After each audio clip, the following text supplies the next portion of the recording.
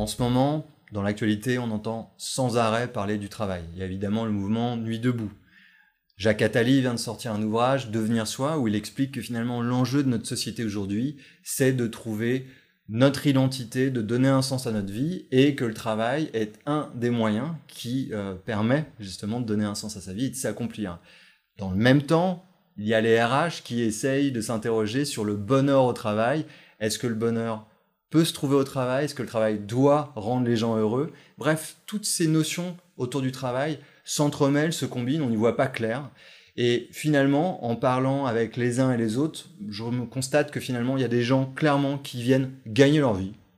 pour lesquels le travail c'est un gagne-pain, ils n'en attendent pas plus que ça et leur vie se situe plutôt dans leur loisir, plutôt à l'extérieur du travail, et d'autres qui ont envie de faire du travail un vrai facteur d'accomplissement, qui sont ces personnes engagées et finalement qu'il faut traiter différemment. Et la difficulté pour les RH aujourd'hui, c'est qu'elles sont confrontées à ces deux populations, parfois en essayant un peu comme des vrais dictateurs du bonheur au travail, d'imposer un sens, un facteur d'accomplissement à ceux qui viennent uniquement gagner un salaire pour subvenir à leurs besoins, et de l'autre, peut-être niveler par le bas des gens qui ont envie de s'épanouir, de s'accomplir, d'innover, de tout donner dans leur travail, parce que pour eux, il y a une vraie presque quête existentielle, une vraie exploration de leur talent, de leur identité, de qui ils sont.